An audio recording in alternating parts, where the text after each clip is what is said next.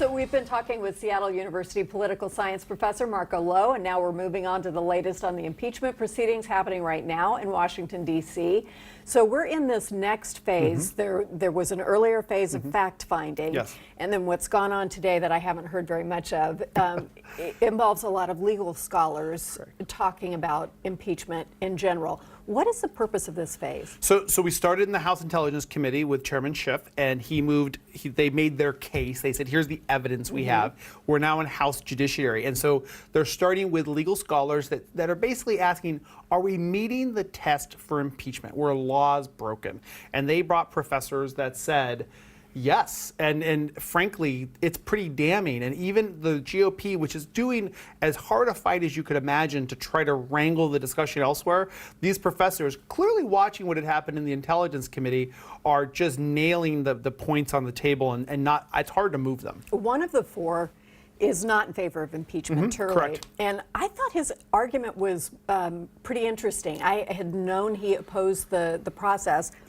You know, it's not up for me to agree or disagree, but I thought it was useful to hear it. I think well, first of all, we should be hearing both sides, and I think that the Democrats are doing that to an extent. The GOP would like more time, and I think we had points. Even the chief of staff for the president said, "So what? I mean, yes, these may all be true. Did it break a law?" And that is really why there is a Senate trial, which happens after the House Judiciary Committee votes on each article of impeachment, goes to the body of the House to vote as a majority on each article, and they go to the Senate. And that's why we have a trial, because you can say, so what? That is actually a defense. And there'll be a trial I have no idea how any of that would turn out, but I think it's an interesting exercise in democracy just to see this all play out. And however you feel about the outcome, there's a lot that's interesting that I'm learning anyway about the Constitution, the process, and trying to be fair and balanced and even-handed about this. So what happens next? We're running into a presidential election. You mentioned earlier Senator Harris dropping out. She will now be involved in the Senate trial. What happens when these two things just overlap in a pretty major way? It will affect the presidential race. There's just no way to say it doesn't. I think it actually strengthened the Democrats in 1998 with the impeachment trial against President Clinton, which failed, and they picked up seats in the House and Senate. We don't know how this will affect President Trump, but I would say that the machinations of the GOP makes me think they want this done. They want this off. They want to get it to the Senate, Republican majority, vote it down, and let's go run for president, let's run for Senate, let's run for House seats, and get this in the rearview mirror. People might not know that a lot of the paperwork involved in all of this is online. You can read it yourself, dating back however far you want to go. All of these proceedings have transcripts, and they have reports, and they have executive summaries. Is it helpful for us as voters to read any of that, or is that asking too much of people to try to dig through these things? You're asking a teacher if people should read more. Yes, they should all read. That is a bad question. All read more. You should read every bit Read of it. everything. And because it's your interpretation. I think there's so much spin on news, particularly certain channels, that I think we as voters need to understand. And look at the history of President Johnson and President Nixon, who resigned at about this point in the process, and then also President Clinton, who used also the defense, so what? That was pretty much his defense. So we are seeing history repeat itself, but it does not make this a less than really magnificent historic moment. There was a study that was published just recently. I think it only had like 800 respondents. I'm not sure if that's technically something that's significant, but the results were that about 40% of people felt a daily anxiety about the political situation in the country and the amount of discord. And I'm wondering how your students are reflecting what they're learning about these days.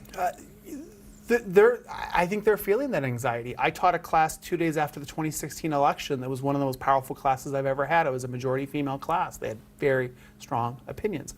So I see that in every class. Somehow the anxiety over what's happening in Washington, D.C., the anxiety over climate change weighs so heavily on these people. I'm old enough, I may not see the worst effects of climate change. I hope we can reverse it.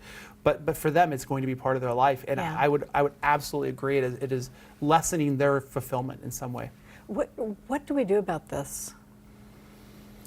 I think America needs to get back to a page that we can at least agree to the facts, because I think what we're seeing right now is the demographic shifts have made the GOP wonder what their future is in the 21st century. So if you wonder in a corner if you can get out of the corner, you will do almost anything to survive.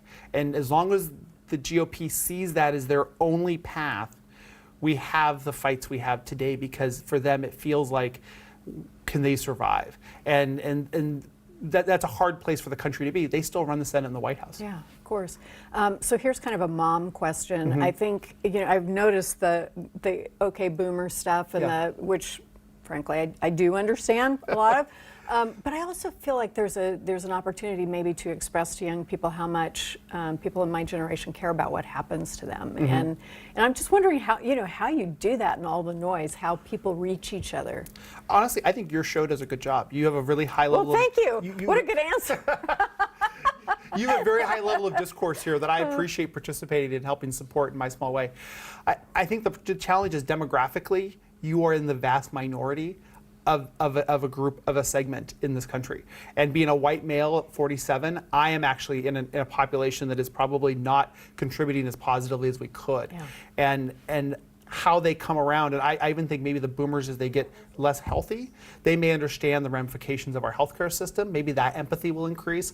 Things like that may help. I hope so, because I do feel incredibly empathetic to young people, and I think what a scary time this must be. And I remember growing up in the 60s and 70s when we were, political assassinations and the war and Nixon, and it was an unsure world then. Yeah. So I don't have to guess what it feels like to wonder, is there a future to this kind of nonsense? Bobby Kennedy and Martin Luther King were killed in the same summer of '68. Yeah. And the first time I ever saw my mother cry was when John Kennedy had been assassinated. Yeah. And she hadn't voted for him. So we were back where we just could be, I think maybe respond more on a human level. But again, sorry, 2 minutes of mom questions. Appreciate it. Thank you very much. Up next, what you need to consider when replacing your home siding, plus a special money-saving offer for you at home. Please stay tuned. We'll be right back.